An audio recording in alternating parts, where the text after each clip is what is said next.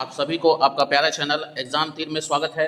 तो फ्रेंड्स, आज के इस वीडियो में बिहार स्पेशल जीके का प्रैक्टिस सेट 8 लेकर आया हूं, जिसमें मैं 141 से लेकर 160 महत्वपूर्ण प्रश्नों का प्रैक्टिस कराऊंगा। तो फ्रेंड्स, यदि आप किसी भी सरकारी एग्जाम की तैयारी कर रहे हैं तो मेरे चैनल पर लगातार बने रहे, और यदि आपने सब्सक्राइब नहीं किया है तो इसे कृपया करके सब्सक्राइब भी कर ले, ताकि इस प्रकार का वीडियो आप तक लगातार पहुंचता रहे और आपका एग्जाम की तैयारी अच्छा से हो सके। और फ्रेंड्स, आप यदि सब्सक्राइब करते हैं तो इससे मुझे भी मोटिवेशन मिलता है और हम लोग इस प्रकार के वीडियो जो है बनाने में पूरी प्रयास करते हैं, तो प्लीज़ इसे सब्सक्राइब कर ले। तो फ्रेंड्स, वीडियो को स्टार्ट। 41 नंबर जो प्रश्न है, आज 141 नंबर प्रश्न देखते हैं। तो 141 नंबर जो प्रश्न है, पाटलिपुत्र की खुदाई से जुड़ा प्रसिद्ध पुरातत्व स्थल कौन सा है? ए कुम्हरार, बी नालंदा, सी राजगीर, डी बोध गया। तो इसका जो करेक्ट आंसर जो होगा वो कुम्हरार हो जाएगा, यानी पाटलिपुत्र की खुदाई से जुड़ा जो प्रसिद्ध पुरातत्व स्थल है वो कुम्हरार है। तो इसलिए इसका करेक्ट ऑप्शन नंबर ए हो जाएगा, यानी कि इसका करेक्ट आंसर जो होगा वो ऑप्शन नंबर ए होगा, कुम्हरार। अगले प्रश्न पे चलते हैं। 142 नंबर प्रश्न देखते हैं। बिहार का राज्य गीत किसने लिखा है? ए सत्यनारायण, बी महादेवी वर्मा, सी जयशंकर प्रसाद, डी सुभद्रा कुमारी चौहान। तो इसका जो करेक्ट आंसर होगा वो ऑप्शन नंबर ए हो जाएगा, सत्यनारायण। तो बिहार का राजकीय गीत जो है वो सत्यनारायण ने लिखा है, तो इसलिए इसका करेक्ट आंसर जो होगा वो ऑप्शन नंबर ए हो जाएगा। अगले प्रश्न पे चलते हैं, जो 143 नंबर प्रश्न है। तख्त श्री हरमिंदर जी साहिब कहाँ स्थित है? ए गया, बी पटना, सी मुजफ्फरपुर और डी वैशाली। तो इसका जो करेक्ट आंसर जो होगा वो ऑप्शन नंबर बी हो जाएगा, पटना। यानी कि पटना में तख्त श्री हरमिंदर जी साहब स्थित है, तो इसीलिए इसका करेक्ट आंसर जो होगा वो ऑप्शन नंबर बी हो जाएगा। अगले प्रश्न पे चलते हैं, जो 144 नंबर प्रश्न है। बिहार में गंगा नदी का प्रवेश किस जिले से होता है? ए भोजपुर, बी बक्सर, सी पटना, डी रोहतास। तो इसका जो करेक्ट आंसर जो होगा वो बक्सर हो जाएगा, यानी कि बिहार में गंगा नदी का जो प्रवेश है वो बक्सर जिले में होता है, इसलिए इसका करेक्ट आंसर ऑप्शन नंबर जो है वो बी हो जाएगा, बक्सर। अगले प्रश्न पे चलते हैं। 145 नंबर प्रश्न देखते हैं। बिहार में चौहरमल मेला किस जिले में आयोजित होता है? तो यह मेला जो है फ्रेंड्स मोकामा में हर साल आयोजित होता है, तो इसलिए इसका करेक्ट आंसर जो होगा वो ऑप्शन नंबर ए हो जाएगा, यानी कि बिहार में चौहरमल मेला मोकामा जिला में आयोजित होता है, इसलिए इसका करेक्ट आंसर जो होगा वो ऑप्शन नंबर ए हो जाएगा, मोकामा। अगले प्रश्न पे चलते हैं, जो 146 नंबर प्रश्न है। बिहार का सबसे बड़ा हवाई अड्डा कौन सा है? A Gaya airport, B Patna airport, C Darbhanga airport, D Purnia airport. तो इसका जो करेक्ट आंसर जो होगा वो पटना एयरपोर्ट हो जाएगा। तो बिहार का सबसे बड़ा हवाई अड्डा और सबसे जो है बिजी जो है हवाई अड्डा जो है वो पटना एयरपोर्ट है, इसलिए इसका करेक्ट आंसर जो होगा वो ऑप्शन नंबर बी हो जाएगा, पटना एयरपोर्ट। अगले प्रश्न पे चलते हैं, जो 147 नंबर प्रश्न है। बिहार का राजकीय प्रतीक स्टेट एम्बलेम क्या है? ए अशोक स्तंभ, बी पीपल का पेड़, सी बोधि वृक्ष और डी शेर। तो इसका जो करेक्ट आंसर जो होगा वो बोधि वृक्ष हो जाएगा। ये भी पीपल के पेड़ जैसा होता है, तो ये भी जो है बोधि वृक्ष भी पीपल के ही जैसा होता है, इसलिए इसका करेक्ट आंसर जो होगा वो बोधि वृक्ष हो जाएगा। तो बोधि वृक्ष जो है बिहार का राजकीय प्रतीक है। अगले प्रश्न पे चलते हैं, जो 148 नंबर प्रश्न है। बिहार का राजकीय नारा स्टेट मोटो क्या है? ए सत्यमेव जयते, बी जय बिहार, सी सुख शांति और समृद्धि, डी सबका साथ। तो इसका जो करेक्ट आंसर होगा वो ऑप्शन नंबर सी हो जाएगा, यानी बिहार का राजकीय नारा जो है वो सुख शांति और समृद्धि है, इसलिए इसका करेक्ट ऑप्शन जो है वो सी हो जाएगा। अगले प्रश्न पे चलते हैं, 149 नंबर प्रश्न है। प्राचीन काल में बिहार को किस नाम से जाना जाता था? ए अंग, बी मगध, सी कौशल और डी पंचाल। तो इसका जो करेक्ट आंसर जो होगा वो मगध हो जाएगा, यानी कि प्राचीन काल में बिहार को मगध के नाम से जाना जाता था, इसलिए इसका करेक्ट आंसर जो होगा वो ऑप्शन नंबर बी हो जाएगा, मगध।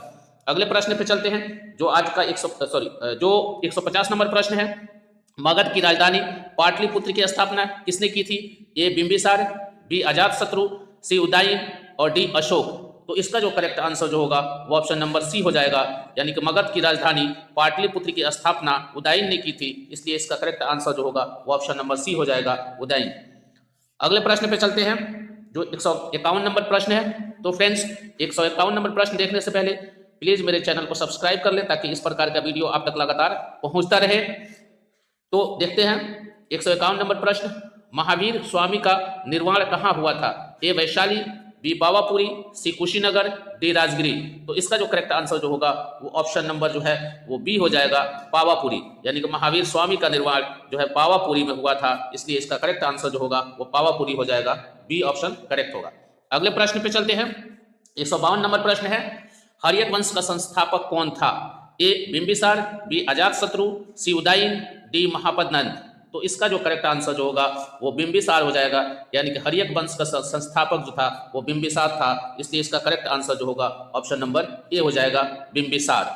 अगले प्रश्न पे चलते हैं। 153 नंबर प्रश्न है। तो फ्रेंड्स इस वीडियो को अंत तक देखें ताकि आपको महत्वपूर्ण जानकारी मिल सके और बिहार स्पेशल की तैयारी अच्छा से हो सके। 153 नंबर प्रश्न देखते हैं, चाणक्य किस विश्वविद्यालय से संबंधित थे?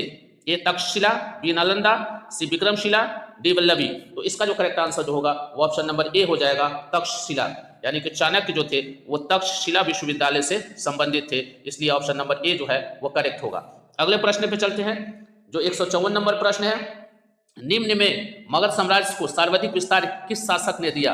ए बिंबिसार, बी अजातशत्रु, सी अशोक, डी चंद्रगुप्त मौर्य। तो इसका जो करेक्ट आंसर जो होगा वो अशोक हो जाएगा, यानी कि सबसे जो अधिक विस्तार जो है अशोक के पीरियड में हुआ, तो इसलिए इसका करेक्ट आंसर जो होगा वो ऑप्शन नंबर सी हो जाएगा, अशोक। अगले प्रश्न पे चलते हैं, जो 155 नंबर प्रश्न है, महावीर स्वामी का जन्म बिहार के किस स्थान पर हुआ था? यानी महावीर स्वामी का जन्म जो है बिहार में कहाँ हुआ था? ए पावापुरी, बी वैशाली यानी कुंडग्राम, और सी राजगिरी, डी गया।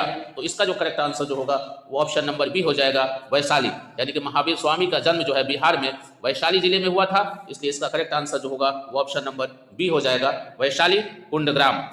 अगले प्रश्न पे चलते हैं, जो 156 नंबर प्रश्न है, द्वितीय बौद्ध संगति कहाँ आयोजित हुई थी? ए राजगिरी, बी पाटलिपुत्र, सी वैशाली, डी कुशीनगर। तो इसका जो करेक्ट आंसर जो होगा वो वैशाली हो जाएगा, यानी कि द्वितीय बौद्ध संगति जो है वो वैशाली में आयोजित हुई थी, इसलिए इसका करेक्ट आंसर जो होगा वो ऑप्शन नंबर सी हो जाएगा, वैशाली। अगले प्रश्न पे चलते हैं, जो 157 नंबर प्रश्न है, मगध साम्राज्य का पहला जो है राजधानी क्या था? ए पाटलिपुत्र, बी राजगिरी, सी वैशाली, डी गया। तो इसका जो करेक्ट आंसर जो होगा वो ऑप्शन नंबर आपका ये बी हो जाएगा, यानी कि मगध साम्राज्य का पहला जो है राजधानी जो था वो राजगिरी था, तो इसलिए इसका करेक्ट आंसर जो होगा वो ऑप्शन नंबर बी हो जाएगा, राजगिरी।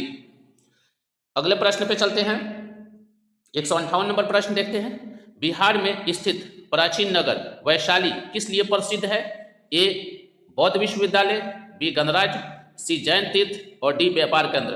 तो इसका जो करेक्ट आंसर जो होगा वो गणराज्य हो जाएगा, यानी कि वैशाली जो है वो गणराज्य के लिए प्रसिद्ध है, इसलिए इसका करेक्ट आंसर जो होगा वो ऑप्शन नंबर बी हो जाएगा, गणराज्य। अगले प्रश्न पे चलते हैं, 159 नंबर प्रश्न है, देखते हैं, चंद्रगुप्त मौर्य के गुरु कौन थे? ए अशोक, बी चाणक्य, सी मेगास्थनीज, और डी बिंबिसार। तो इसका जो करेक्ट आंसर जो होगा वो चाणक्य हो जाएगा, यानी कि चंद्रगुप्त मौर्य के जो गुरु थे वो चाणक्य थे, इसलिए ऑप्शन नंबर जो बी होगा वो करेक्ट होगा, चाणक्य। अगले प्रश्न पे चलते हैं, जो 160 नंबर प्रश्न है और आज का ये अंतिम प्रश्न है, नालंदा विश्वविद्यालय किस धर्म का प्रमुख केंद्र था? ए हिंदू, बी जैन, सी बौद्ध, सी डी सिख। तो इसका जो करेक्ट आंसर जो होगा वो बौद्ध हो जाएगा, यानी कि नालंदा विश्वविद्यालय जो है वो बौद्ध धर्म का प्रमुख केंद्र था, इसलिए इसका करेक्ट आंसर जो होगा वो ऑप्शन नंबर सी हो जाएगा, बौद्ध धर्म। तो फ्रेंड्स आज के इस वीडियो में इतना ही। अगला वीडियो में मैं बिहार स्पेशल जीके का प्रैक्टिस सेट 9 लेकर आऊंगा, जिसमें मैं 161 से लेकर 180 तक के प्रश्नों को प्रैक्टिस कराऊंगा। तो मेरे चैनल पे लगातार बने रहे ताकि इस प्रकार का वीडियो आप तक लगातार पहुंचता रहे, और यदि सब्सक्राइब नहीं किया तो इसे सब्सक्राइब भी कर ले ताकि आपका एग्जाम की तैयारी अच्छा से हो सके। धन्यवाद।